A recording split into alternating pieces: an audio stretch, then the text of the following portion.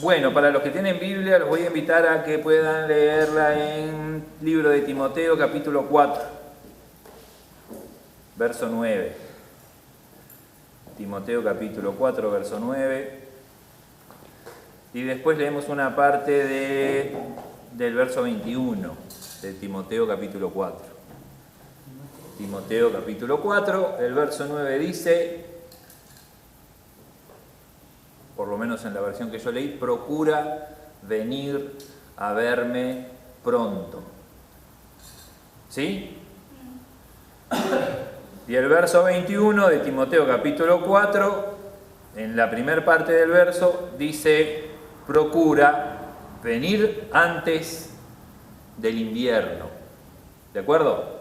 Entonces, verso 9, procura venir a verme pronto. Verso 21, procura venir antes del invierno. Te voy a invitar a que puedas cerrar los ojos conmigo, Señor. Te doy muchas gracias por tu palabra. Te doy muchas gracias por este tiempo. Gracias por la vida de cada una de las personas que está aquí en este lugar, por los que vienen en camino, por los que van a mirar la grabación. Gracias, Señor, ahí donde estamos, que sea tu Espíritu Santo, que sea tu presencia. Necesitamos que seas tú hablando con cada uno de nosotros, Señor. Tú nos conoces, tú eres el único que sabe cómo ayudarnos. Por eso te pedimos, Señor, ven a estar con nosotros, socórrenos, háblanos, llénanos de ti, Señor. En el nombre de Jesús te lo pedimos y en el nombre de Jesús te damos gracias. Amén. El apóstol Pablo, que es el que escribe esta carta, Pablo le escribe esta carta a Timoteo. Timoteo es un joven que ha sido discípulo. Bueno, voy a decir así, Timoteo es un hombre que ha sido discípulo de Pablo desde joven. Porque no sé en qué edad tenía Timoteo cuando Pablo está escribiendo esta carta. Pero sí sé que Timoteo era un muchacho cuando empieza a ser discipulado por Pablo o empieza a seguir a Pablo en su camino. Pablo ha enseñado a este joven, repito, ha caminado con Pablo, y es a este joven muchacho, a este joven discípulo, a quien Pablo le está escribiendo esta carta, y en donde están estos versos. Procura venir a verme pronto, procura venir antes del invierno. Pablo es para muchas personas como la figura del héroe entre los seguidores de Jesús. Es un hombre que tenía una buena posición dentro de la sociedad. Él era un fariseo, él era una persona respetada, era una persona temida, era una persona que podía llegar, tenía una alta posición y por lo tanto podía tener una vida de lujos, una vida de respeto, y Pablo renuncia a esa vida de respeto, a esa vida de lujo, para seguir a Cristo. Pablo no solamente renuncia a esa vida de lujos, sino que acepta una vida llena de sacrificio y llena de sufrimiento. En el camino de Pablo se encontraba de juicio en juicio. No solamente era enjuiciado por las autoridades de una ciudad, sino que era enjuiciado por asambleas que se hacían entre los vecinos y era castigado la mayoría de las veces en que lo enjuiciaban. Pedradas, palazos, azotes y también varias veces fue preso. Entonces el camino de Pablo renunció a una vida de lujos y aceptó una vida de juicios, castigos y prisiones. Y nunca se quejó. Por eso es para muchos de los seguidores de Jesús como la figura del héroe, del modelo a quien seguir. Una persona que renunció a los lujos y a los placeres para vivir una vida de sacrificio sin quejarse, heroicamente, de manera valiente, sale a predicar el Evangelio enfrentándose a todas esas situaciones. Por eso para muchas personas este Pablo es como el héroe entre los seguidores de Jesús. Renuncia a todo para predicar el Evangelio. Así como Jesús también, Cuando en el pasaje en la Biblia Jesús va camino a Jerusalén sabiendo que lo van a enjuiciar, sabiendo que va a morir, Jesús valientemente y también de manera heroica, pero bueno, Jesús es nuestro Señor, Jesús es el Hijo de Dios encarnado, pero Pablo no es Jesús, Pablo es uno de los seguidores de Jesús como nosotros, y así como Jesús valientemente va a enfrentar su muerte en Jerusalén, Pablo también valientemente encara todo el sufrimiento que tiene por delante, predicando el Evangelio en su camino. Así como Jesús es un héroe, Pablo también es un héroe al enfrentar su vida cristiana. Digo esto porque cuando yo escucho o leo un pasaje de una persona que para este Timoteo viene a ser un referente, como una autoridad, Pablo es aquel que le enseñó, aquel que lo discipuló, aquel que lo entrenó. Pablo es su héroe, su referente, ¿por qué no su maestro? Pablo es el modelo de Timoteo. Y Timoteo lee una carta en la que este hombre le está diciendo: procura venir a verme pronto, procura venir antes del invierno. Si vos te pones a leer la carta, alguien me puede decir: bueno, es lógico que le pida que venga antes del invierno porque le acaba de pedir la capa, el abrigo. Entonces, si me vas a traer el abrigo, vení antes del invierno. Pero más allá de esas connotaciones, mi idea es que nosotros podamos pensar este Pablo, este héroe, este hombre que enfrenta todas las dificultades, que es castigado y no se queja, que va preso y sigue adelante en el camino del Evangelio, siguiendo el ejemplo de su Señor Jesús que da la vida. Habla con este joven discípulo, su seguidor, sí, es seguidor de Jesús, pero ¿me entendés a lo que voy? Y le dice: procura venir a verme pronto. ¿Con qué connotación o con qué emoción nosotros podemos leer esto si somos Timoteo? O quizás sabiendo o teniendo en mente quién es Pablo, ¿cómo leeremos esto? Y a mí lo primero que me nace es como una orden, es como un mandato. Timoteo, procura venir a verme pronto. Procura venir antes del invierno. Si yo soy Timoteo, digo: wow. Sí, no es mi Señor es Jesús. Pero aquí, mi maestro, mi referente, mi modelo, quiere que yo vaya a verlo pronto, y yo voy a ir a verlo pronto, porque aquí está el pedido, aquí está, más que el pedido, es como la orden. ¿Por qué? Porque si yo miro a este hombre como ese héroe que enfrenta todas las situaciones sin quejarse, que ha sido azotado y puesto en la cárcel y sigue adelante, quizás es mi primera impresión. Pero yo te dije, Pablo es un seguidor de Jesús, Pablo imita a Jesús en el sacrificio. Pero la Biblia no solamente habla de los momentos heroicos de nuestro Señor Jesús, ni de los momentos heroicos de Pablo. Fíjate que si será Pablo un modelo a seguir, que en el libro de los Hechos tenemos relatados muchos eventos que son acerca de la vida de Pablo. Hay algunos eventos de Pedro y algunos eventos de Juan, y uno dice, claro, son los discípulos de Jesús. Bueno, pero también hay muchos más eventos acerca de la vida de Pablo, de lo que este Pablo hizo. Ni que hablar también que en la Biblia tenemos un montón de cartas que Pablo escribió. Si será esta persona alguien para ser tenido en cuenta, para ser imitado. Tenemos entonces todas estas referencias, pero no son las únicas referencias, las de valor y las de hidalguía, y las que enfrentan este héroe como Pablo o el mismo Jesús. En la Biblia nosotros tenemos algunos versos que nos muestran el lado tierno de Jesús, su lado emocional, sensible. Por ejemplo, hay un verso donde dice Mateo capítulo 26, verso 38, que Jesús se entristecía. Dice, Jesús se entristeció cuando, por ejemplo, Marta y María están llorando la muerte de su hermano Lázaro. La Biblia dice que él se entristeció.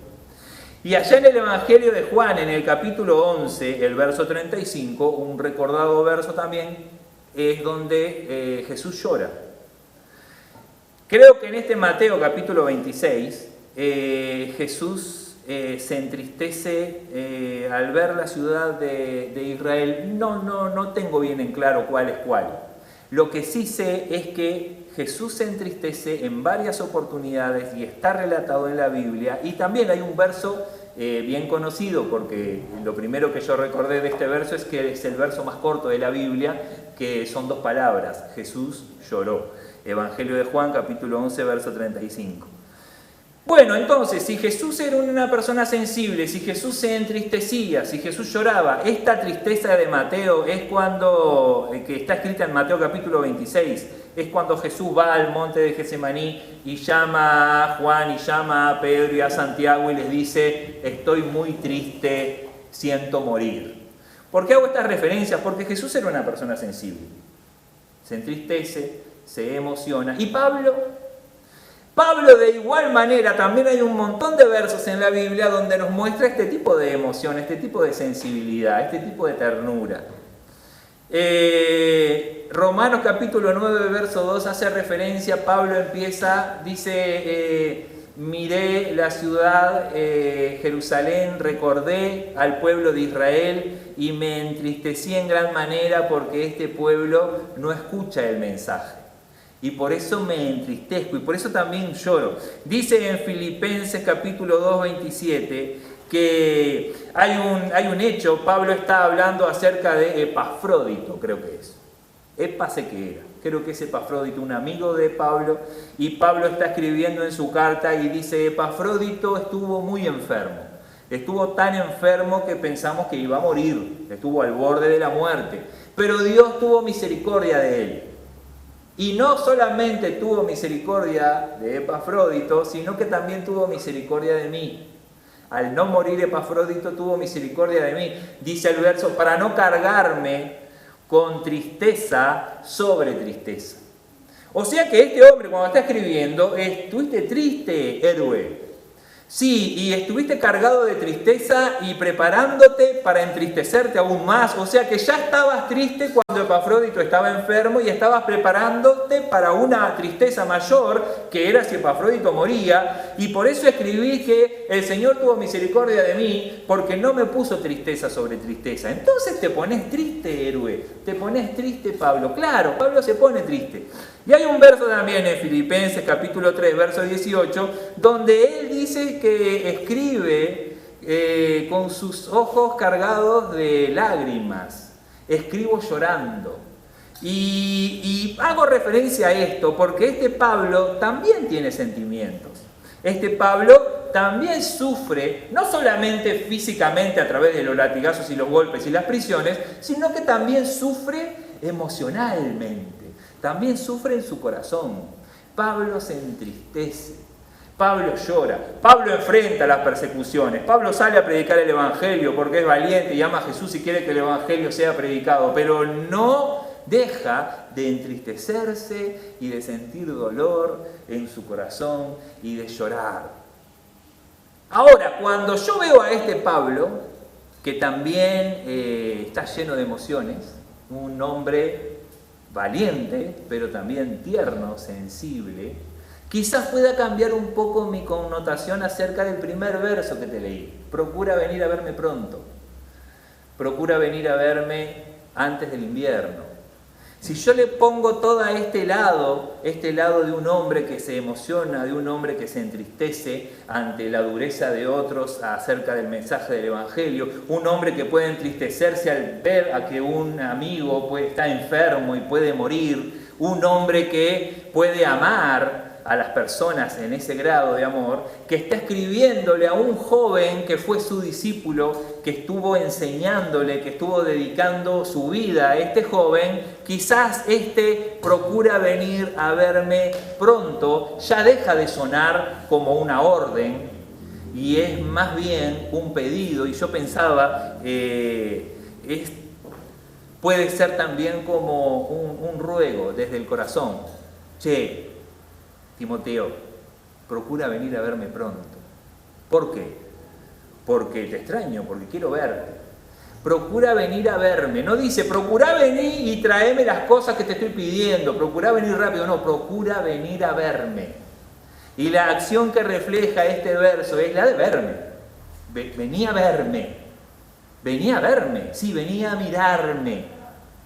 venía a estar conmigo, venía a mirarme, venía al lugar a donde yo estoy. Ahora bien, yo puse acá hay varias condiciones que los seguidores de Cristo debemos tener para poder vencer a las adversidades como las vencía este hombre, este Pablo. Condiciones que debemos de tener para vencer las adversidades. Obviamente de la que yo voy a hablar no es la condición, porque hay varias condiciones que un cristiano debe de tener para vencer las adversidades. Por ejemplo, fe. Y por ejemplo, un relacionamiento con Dios. Por ejemplo, tener un trato íntimo con Dios. Tiempo de oración. Claro que sí, son condiciones que los cristianos debemos de tener para vencer las adversidades. Pero esta de la que voy a hablar, creo que también es importante. Hay varias condiciones que los seguidores de Cristo debemos tener para poder vencer las adversidades, sean golpes físicos o sean golpes emocionales. Y una de estas condiciones es aprender a no estar solos. Aprender a no estar solos. Porque de última, ¿qué es lo que está pidiendo este Pablo? Venía a verme, venía a estar conmigo. Venía a estar conmigo. Si vos lees ese Timoteo capítulo 4, Pablo le dice, venía a verme porque hay un fulano que se fue y me abandonó.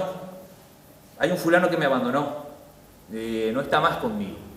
Y si yo miro desde esa visión del hombre héroe hablando con esa frialdad de que a mí nada me importa, nada me toca, nada me duele, pero si miro con esa visión pienso, ¡ay, qué importa! No pasa nada, no, pero si lo miro desde la óptica del hombre sensible, está diciéndole, mirá, yo tenía acá uno conmigo, pero ese me abandonó.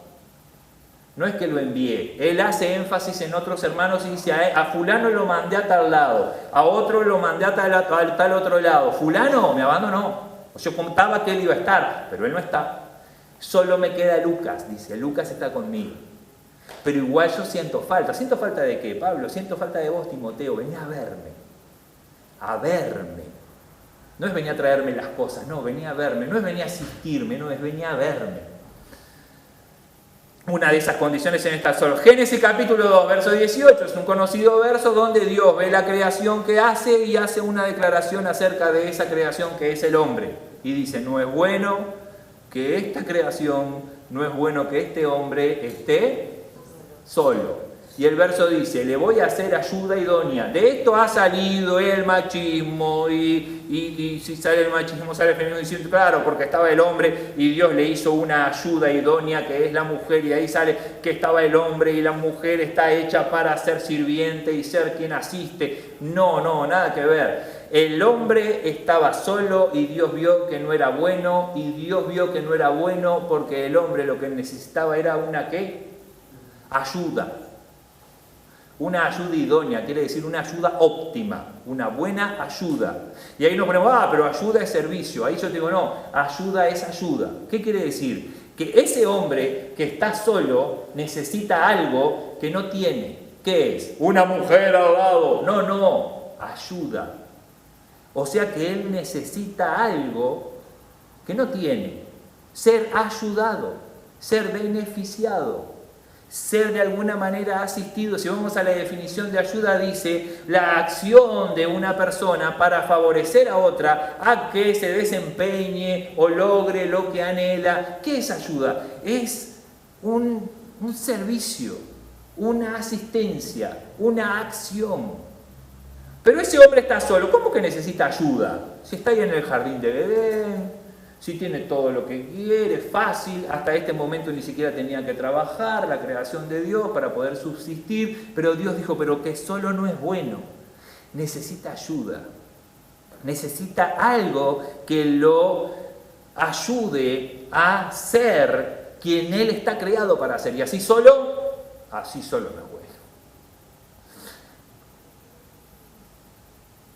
Hechos capítulo 9, verso 17. No es bueno que el hombre esté solo y estoy convencido que Pablo aprendió esto.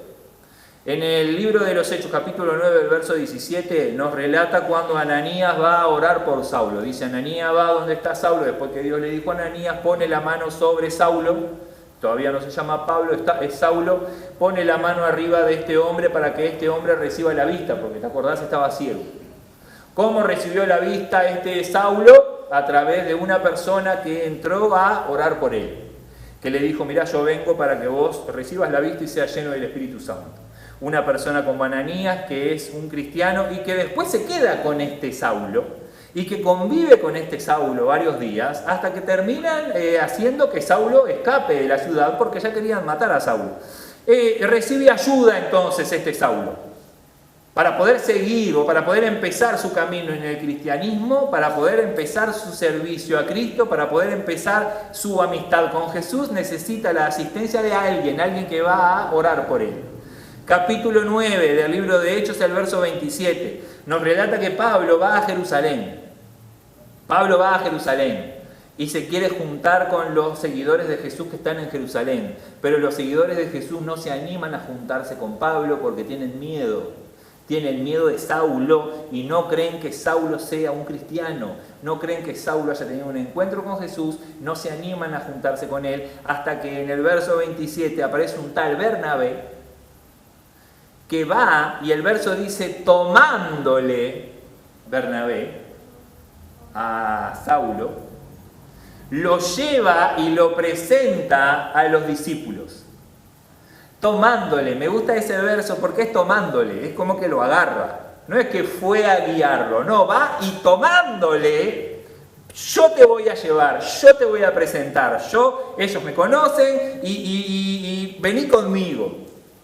Otra vez, para que Pablo pueda seguir su caminar en Cristo, recibiendo asistencia, recibiendo ayuda. Solo no iba a poder encontrar, no había manera, pero acompañado fue diferente. No lo dije antes, pero solo él no veía, tuvo que venir Ananías. Capítulo 11 del libro de los Hechos, el verso 25, Pablo, después de ser presentado por Bernabé, quieren matar otra vez a Pablo y dice que los hermanos lo enviaron a Tarso. Saulo de Tarso, capaz que lo mandaron de donde él era procedente, se fue a Tarso. Y en el capítulo 11, en el verso 25, vos podés leer que Bernabé va a Tarso a buscar a Saulo para llevárselo a Antioquía, donde empiezan a predicar el Evangelio juntos. Y dice que ahí en Antioquía, dice un par de versos más adelante, es donde se le empieza a llamar a los seguidores de Jesús cristianos. A través de ese trabajo de Bernabé con Saulo, se empezaba a llamar a los seguidores de Jesús cristianos. Más de 10 años estuvo Bernabé caminando con este Saulo. ¿De qué estoy hablando? De que Saulo, desde que queda ciego en el camino y se encuentra con Jesucristo, empezó a darse cuenta de que para caminar con Jesús no es bueno estar solo. No es bueno estar solo. Es mucho mejor estar acompañado. Hablo de esto por la connotación que le quiero poner al verso de procura venir a verme pronto. Procura venir a verme antes del invierno. Pablo conoce el valor de la compañía. Compañía. Marcos capítulo 3, verso 14. Porque dije, Pablo conoce el valor de la compañía. Y en el Evangelio de Marcos, en el capítulo 3, verso 14, hay un verso que dice: Jesús estableció a 12 para que estuviesen con él y para enviarlos a predicar. Cada vez que yo leía este verso, Jesús estableció a 12 para que estuviesen con él y para enviarlos a predicar. Otra vez con esa visión de Jesús, el héroe inamovible, intocable, imbatible, poderoso, que agarra a 12 personas para que estén con él, para que se contagien de él, para enseñarles, para ministrarles, para mostrarles, para que aprendan, para que sepan, para abrir su entendimiento, para darles el Espíritu, para que ellos vayan luego y prediquen. Pero nunca con la connotación tan simple de que eligió a 12 para que estuviesen con él. Eligió a 12 para no estar solo. Eligió a 12 para estar acompañado. Eligió a 12 porque no es bueno estar solo. Eligió a 12 para más adelante poder decirles: amigos, los puedo llamar amigos, porque ustedes saben todo lo que el Padre sabe. Los puedo llamar amigos porque han estado conmigo. Los puedo llamar amigos. ¿Por qué? Porque estuvieron conmigo todos estos años. Ah, pero vos los llamaste para implantar y para enseñar y para... Sí, todo eso, pero ellos, mientras yo hacía todas esas cosas, yo no estaba solo. Ellos estaban conmigo. Cada vez que preparábamos la mesa, no era yo solo. Éramos 13, ni que hablar que éramos más que 13. Pero yo no estaba solo, yo no comía solo. Yo no me sentaba en esa mesa sin nadie. Sí, había momentos, Juan, en que Jesús se apartaba y se iba solo. Exacto, había momentos en los que Jesús se apartaba, pero después no estaba solo. Jesús estableció a 12. ¿Para qué? Para que estuvieran con Él. Jesús estableció a 12. ¿Para qué? Para no estar solo. Porque Jesús sabe que no es bueno estar solo. Jesús conoce y valora la compañía. Y Pablo también valora la compañía. Timoteo, tengo a Lucas acá. Procura venir a verme pronto.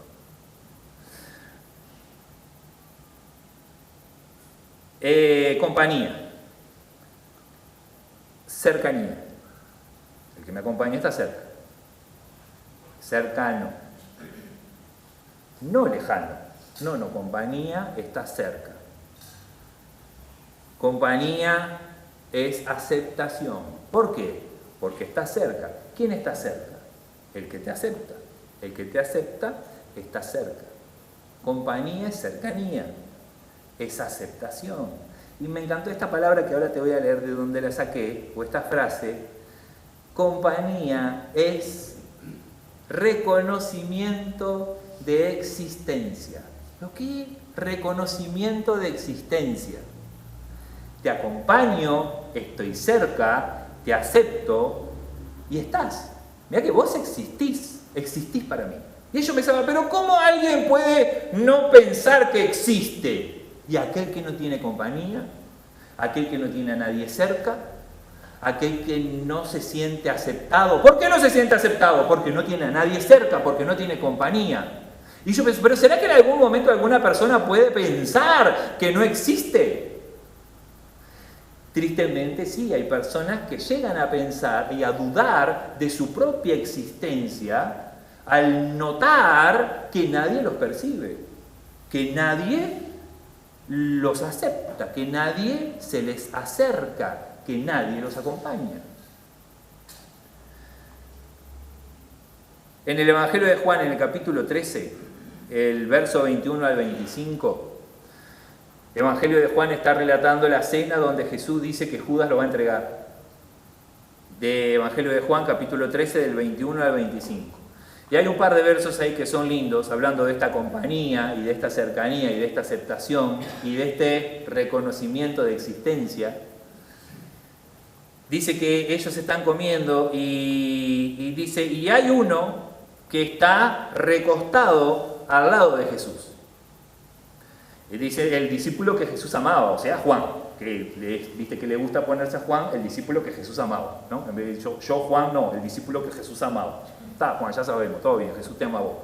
Estaba recostado, dice, al lado de Jesús. Entonces Jesús dice, uno de ustedes me va a entregar. Y ahí todos empiezan a mirarse y a decir. Y dice que Pedro mira al discípulo que Jesús ama, que está recostado en el pecho de Jesús. Recostado en el pecho de Jesús. Y Pedro le hace así, le dice, preguntale. Y dice que Juan, recostado en el pecho de Jesús, le pregunta a Jesús, y yo no podía, pero ¿cómo está recostado en el pecho de Jesús? Sí, y pensaba, pero no puedo ver otra imagen de un hijo con un padre. Esa intimidad, esa relación. Un hombre recostando su cabeza en el pecho de otro hombre y preguntándole, y yo pensaba en Juan recostado en el pecho de Jesús y quizás mirándole así de acá. ¿Quién?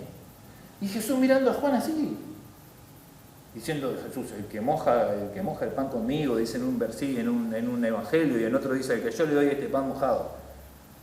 Pero yo pensaba en esa imagen. ¿Cómo está? ¿Qué estamos haciendo? Estamos comiendo la cena del Señor. Pero no tienen que estar todos como la pintura esa que nosotros conocemos, que está Jesús en el medio y están todos así. No es esa la figura. Primero que no hay mesa. Y otro que Juan está recostado en el pecho de Jesús, está tirado arriba de él. Yo pensaba, a veces mi hijo pone su cabeza en mi pierna. Bueno, pero Juan no es el hijo de Jesús. Bueno, posiblemente se sienta el hermano menor. ¿O por qué no el hijo? Tiene tanta confianza que están comiendo y él está recostado acá. Y ahí yo me imagino a Jesús rascándole los rulos a veces a Juan. No, si está acá. Están comiendo. Dice que claro, por eso uno le mete la comida, el pan en el tuco al otro, porque son amigos, están juntos. Ese grado de compañía, ese grado de cercanía. ¿O no? ¿Cuál es la parte más emocionante de la historia del hijo pródigo? ¿No es la parte más emocionante, la que más nos conmueve a todos nosotros? La parte en que el relato dice, y el padre estaba en la puerta todos los días mirando, y cuando vio que su hijo venía, se levantó, salió corriendo y se echó sobre su cuello y lo besó. ¿No es esa parte la parte que nos emociona a todos? ¿No es la parte más linda del relato? No, la parte más linda es cuando hace un asado. No, esa no es la parte más emocionante. La parte más emocionante es la que marca la historia. El padre sale y va a abrazar a ese hijo que viene con olor a mugre y se echa en su cuello y lo besa. Esa es la parte más emocionante. ¿Por qué? Porque es la parte del afecto. Es la parte de la demostración de cariño. Esa es la parte que emociona, es la parte del sentimiento, la parte tierna que tiene Jesús y que tiene Pablo. Demostración de afecto. ¿Dónde está la historia del hijo pródigo? Lucas capítulo 15, el verso 20. Y ya termino, mirá, y te voy a leer esto. No lo saqué de una página cristiana. Lo saqué de una página de medicina y al leerlo pensaba, pero podría haberlo escrito alguien cristiano. La caricia y el abrazo son vínculos afectivos que sirven para expresar nuestros sentimientos hacia quienes queremos. La caricia y el abrazo son vínculos afectivos que sirven para expresar nuestros sentimientos hacia quienes queremos. Bárbaro, es como una definición. Está comprobado, dicen ellos, que todos necesitamos contacto físico. Por eso Juan se echa. Por eso el padre va y lo abraza al hijo. Dice, todos necesitamos contacto físico para sentirnos bien. Para sentirnos bien. La caricia y el abrazo cumplen perfectamente esta función y además son el reconocimiento de la existencia de otra persona. El reconocimiento de la existencia de otra persona. Una caricia, un abrazo. Pero yo no te fui a abrazar para decirte, mirá que te reconozco como persona, como existencia, reconozco que estás en este mundo, por eso te abrazo. No, yo no fui para eso, pero cuando nos abrazamos está implícito. Reconocemos nuestra existencia, estamos acá. Necesarios para el desarrollo. ¿De qué estoy hablando? Expresiones de nuestros sentimientos hacia quienes queremos. La caricia, además de ser una forma de comunicación primaria que aporta seguridad y bienestar durante el primer año de vida, sirve para enviar señales que estimulan el cerebro y activan respuestas de crecimiento, garantizando un desarrollo saludable. Un desarrollo saludable. Caricias y abrazos. Mirá, ahí tenemos una personita que todavía ni nació. Para que el primer año de vida, dice, para que desarrolle en su cerebro, estimule y active respuestas de crecimiento garantizando un desarrollo saludable, caricias necesita en su primer año. Sabemos que los niños recién nacidos privados del contacto físico pueden sufrir alteraciones orgánicas y psíquicas. Está demostrado que cuando una persona se aísla por un largo periodo del resto de las demás personas, puede desarrollar una psicosis transitoria o cuando menos padecer perturbaciones mentales temporales. Tengo un conocido que estuvo preso y estuvo aislado durante muchos meses y hoy necesita asistencia psiquiátrica. Pensamos que puede haberse debido a ese tiempo extremo y prolongado de aislamiento. Las caricias y los abrazos en el ser humano son acciones cuya calidad es irreemplazable. Irreemplazable. Significa la proximidad del otro, el sentir de la otra persona manifestado en un acto recíproco de dar y recibir afecto, de sostenerlo en toda su humanidad, de asumirlo espiritual y corporalmente. Pero ¿cómo no le va a decir a Timoteo, vení a verme pronto? Quizás no solamente para recibir el abrazo de Timoteo, sino para poder abrazarlo. Yo no sé si alguien por ahí donde estás, Timoteo, te está abrazando como yo te voy a abrazar. Vení a verme pronto. Porque quiero, mirá, en un abrazo, sostenerte en toda tu humanidad, asumirte espiritual y corporalmente. Nuestro entorno. Hoy, más que nunca, yo pensaba en nuestro entorno con el tema de la realidad virtual, con el tema de la posibilidad de aislarnos en nuestras casas o en nuestras cuevas y tener a la orden de un aparato la comida y la asistencia y el entretenimiento y también, ¿por qué no?, los vínculos. Sin necesidad de salir, sin necesidad de ver, no precisa... Hoy no precisas salir, no precisas ver, no precisas tocar, o podés ir al súper a hacer tu compra, que tu tarjeta no toque el lector. Pensaba hoy con el tema del coronavirus y los tapabocas y tanto tiempo que estuvimos separados y aislados y ahora el puñito, no, tratamos de no tocarnos, ni que hablar de besos, ni que hablar de abrazos, no, alejados, cuidado.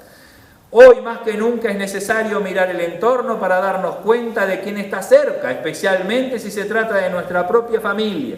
La esposa, el esposo, los hijos, los padres, todos en general necesitan la reafirmación del afecto a través de una caricia, que puede tener múltiples formas físicas, tales como un beso, un abrazo, un apretón de mano, una palmada en el hombro, o bien formas verbales como los saludos amables, los halagos, los estímulos, como qué bien lo que has hecho o tú puedes. A menudo una espontánea manifestación de afecto puede marcar la diferencia entre la vida y la muerte. Una espontánea manifestación de afecto, la diferencia entre la vida y la muerte, la soledad y la alegría, la sensación de abandono o la sensación de compañía. En nuestro mundo, para comunicarnos, tendemos a utilizar en mayor medida los sentidos de distancia, vista y oído. Usamos más esos sentidos de distancia que los de cercanía, tacto, gusto y olfato. En muchas circunstancias y en determinadas culturas, estos últimos, tacto, gusto y olfato, se han convertido hasta en un tabú. La cultura ha llegado a controlar de tal modo el contacto físico que desgraciadamente lo hemos reducido demasiadas veces a lo agresivo o a lo sexual. Se podría decir que entre la gente nos acariciamos poco. Estoy completamente con esto que está diciendo. Parece que culturalmente el contacto físico tiene una connotación sexual o hoy el contacto físico es para golpear. Caricia, no. Caricia de amistad, no. Y yo pensaba hoy Jesús teniendo sobre su pecho a su hermano Juan y cuánto juicio habría en ese gesto hoy. Mirá, esto que están haciendo, mirá, se están revolcando, mirá, ¿qué están haciendo? ¿Qué es eso? Eso es obsceno, mirá cómo se tocan, mirá cómo se acarician, mirá qué es eso, mirá cómo se abrazan, ¿qué es esto? En la infancia, por ejemplo, a veces lo que se limita es precisamente lo que más satisfacción produce en la maternidad. Acunar, mecer, y abrazar a nuestro hijo.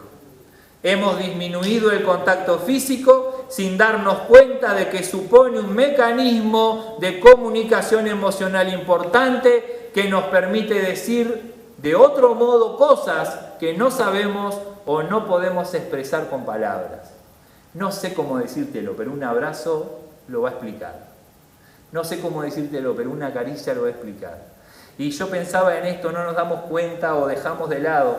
Y hoy la veía ella con su bebota enorme ya, que es casi el tamaño de ella. Y ella tirada así con la pequeña, tirada todo grande. Y yo pensaba, claro, pensaba en mí.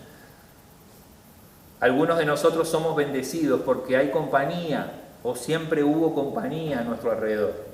Siempre estuvimos acompañados, por lo tanto siempre tuvimos cercanía y por lo tanto siempre hubo aceptación y por lo tanto siempre estuvo este reconocimiento de existencia. No tengo falta. A mí a veces alguien me decía, no, me quedé solo, estoy triste. Y yo decía, pero te quedaste solo, estás triste, dejá, ¿sabés cómo yo deseo? Cintia me dice, no, vamos a pasear a Rivera con Juan y con Luca. Y yo digo, sí, dale, buenazo. ¿Por qué? ¿Porque no los amo? No, porque van a ser 5, 6, 3 días en que yo voy a estar solo. Pero he escuchado testimonios de personas que decían, no, yo no quiero llegar a casa, porque cuando llego a casa tengo que comer solo. Y yo no quiero comer solo en casa, prefiero comer en la calle. Con otra gente, pasando por lo menos, porque llegar a casa y sentarme en la mesa solo es lo más triste y deprimente que existe. Y yo pensando, no, qué locura. ¿Por qué? Porque yo he sido bendecido con compañía.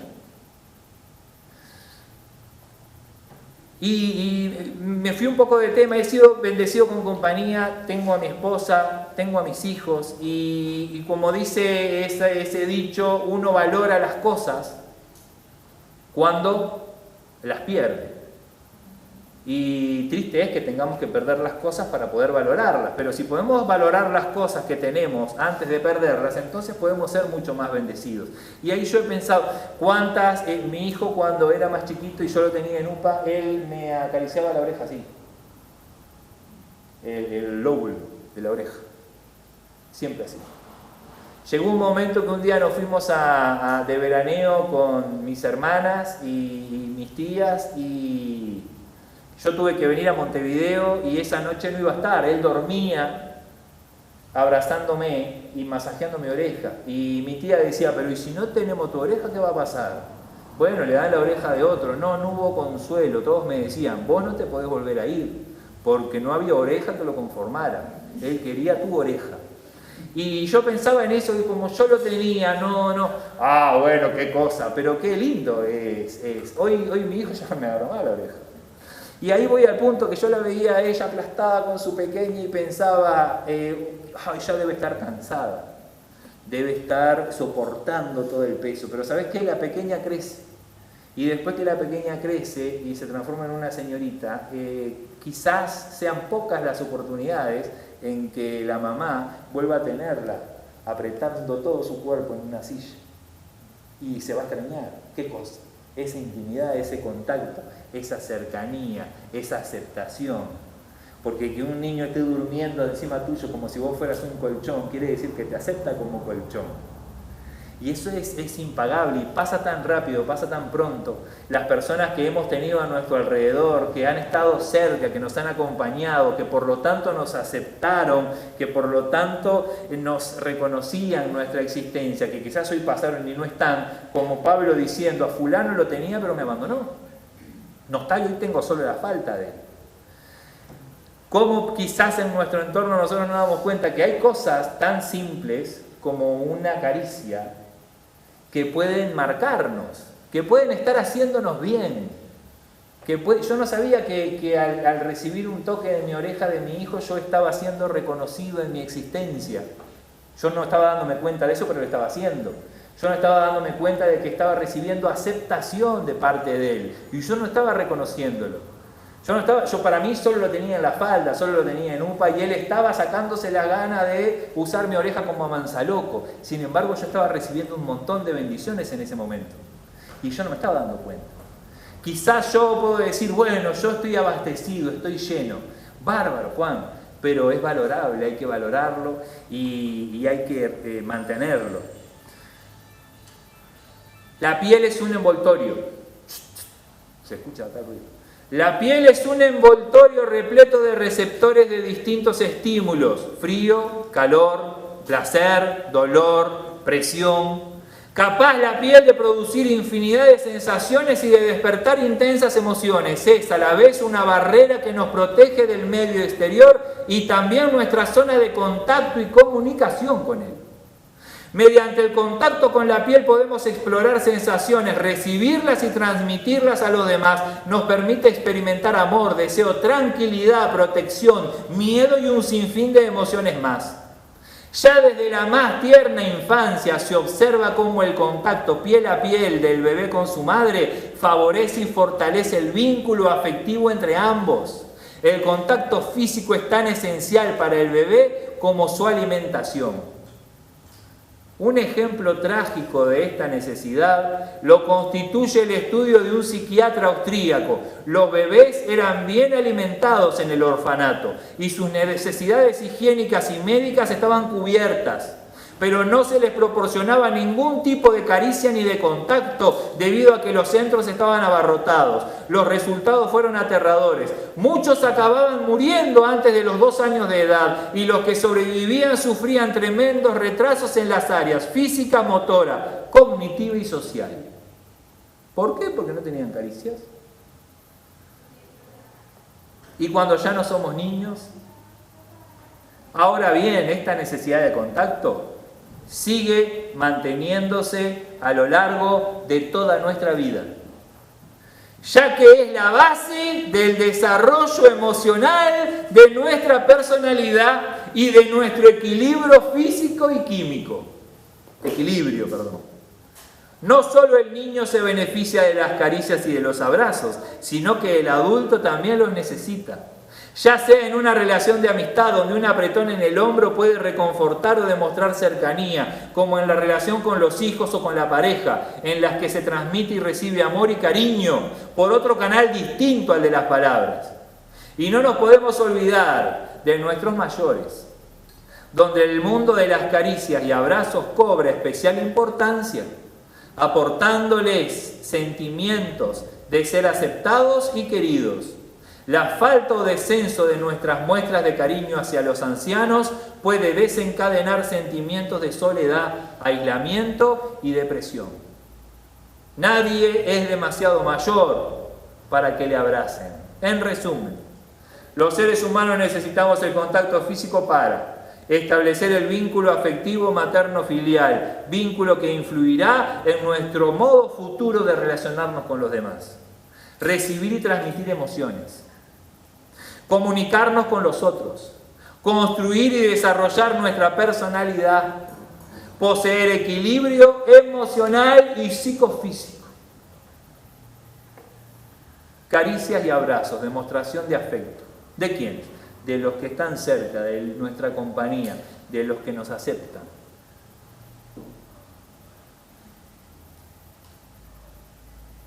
Te invito a que puedas cerrar los ojos conmigo. Te invito a que puedas pensar en cómo está tu desarrollo emocional y psicosocial. ¿Qué tanto te alimentás? ¿Qué tanto sos abastecido? ¿Qué tanto sos abastecida de estas caricias, de estos abrazos, de estas demostraciones de afecto?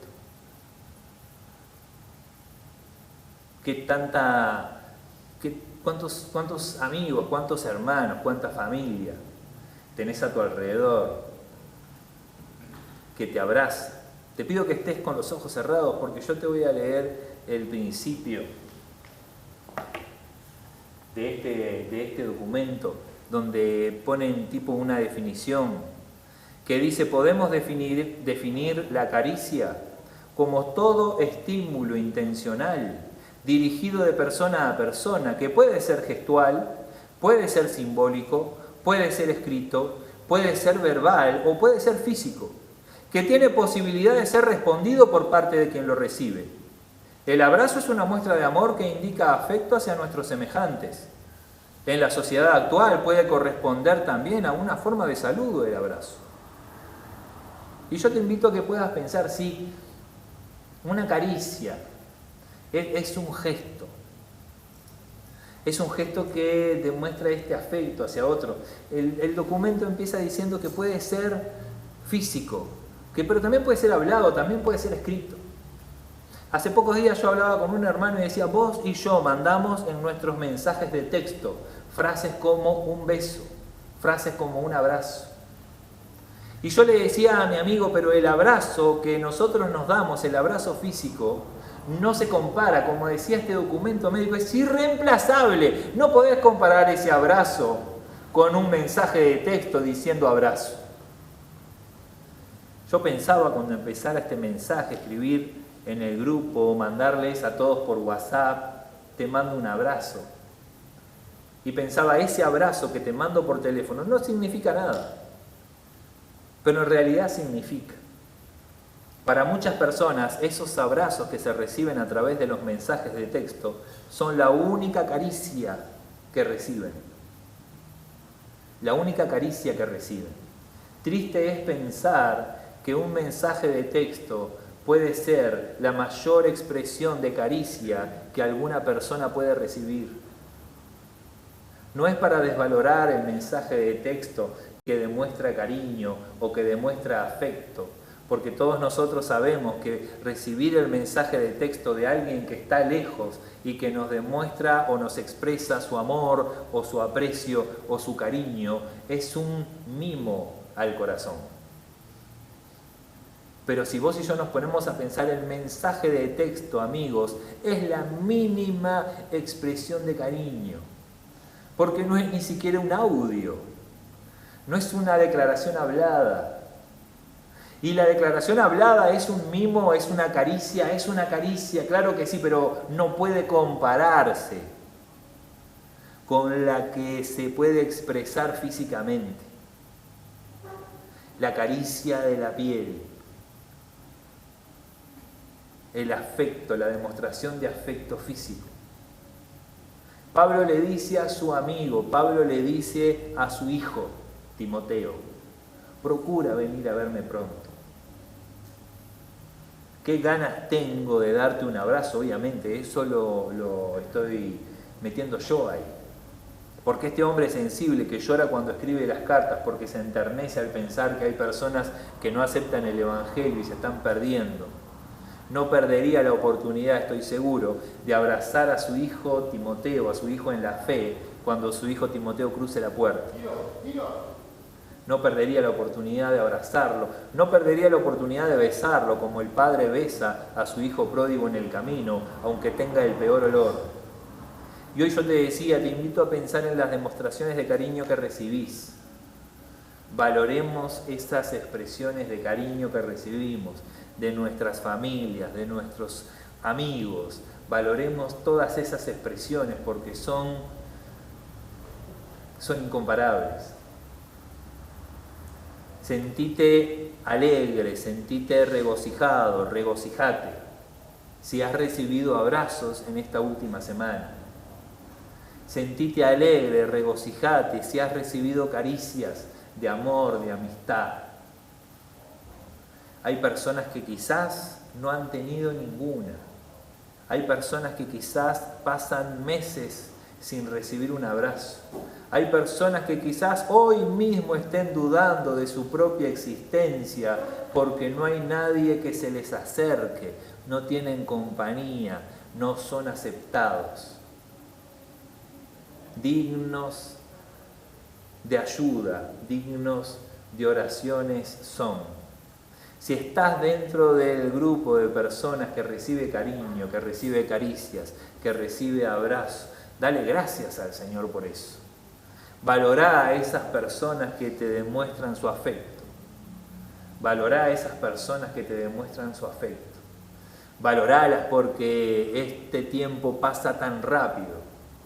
Abrazá a tus hijos, acaricialos, dale el cariño, que el tiempo pasa pronto.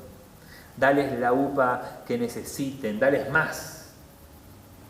A tus seres queridos en tu casa, a tu pareja, Dale abrazos, acaricialo, acariciala, hacela sentir amada, hacelo sentir aceptado a tu compañero, a tu compañera. Y oremos al Señor. Porque si nosotros entendemos el poder que tiene una demostración de afecto, una demostración de cariño, una demostración de amistad, una palabra, un gesto, hasta un mensaje de texto, y entendemos que puede haber a nuestro alrededor personas que carecen completamente de esta bendición, que quizás como Pablo tiene un Timoteo, ellos no lo tengan y no tienen a quién escribirle, procura venir a verme pronto. Te invito a que puedas pensar que quizás hasta en tu entorno más cercano hay personas que tienen ese mensaje escrito en su corazón y en su mente, pero no tienen a quién dárselo. No saben a quién expresárselo, no saben a quién decirle procura venir a verme pronto, procura venir a verme antes de que llegue el invierno, antes de que llegue el frío, procura venir a verme pronto, procura venir a darme una demostración de afecto, procura venir a darme un abrazo. Padre, en el nombre de Jesús yo te doy gracias por tu palabra, una vez más te doy gracias por este tiempo. Y una vez más te doy gracias por las personas que están aquí y las que van a ver esta grabación. Señor, ayúdanos. Ayúdanos a dar todos los abrazos que debemos dar. Ayúdanos, Señor, a dar todas las demostraciones de afecto, todas las caricias que debemos dar, Señor, que no nos sobre ninguna, Señor, en el nombre de Jesús. Ayúdanos a valorar cada gesto, ayúdanos a valorar cada demostración de afecto que recibimos, Señor. Ayúdanos, Señor, a atesorar toda esa bendición, toda esa salud, Señor. En el nombre de Jesús te pedimos. Y en el nombre de Jesús te damos gracias. Amén. Amén.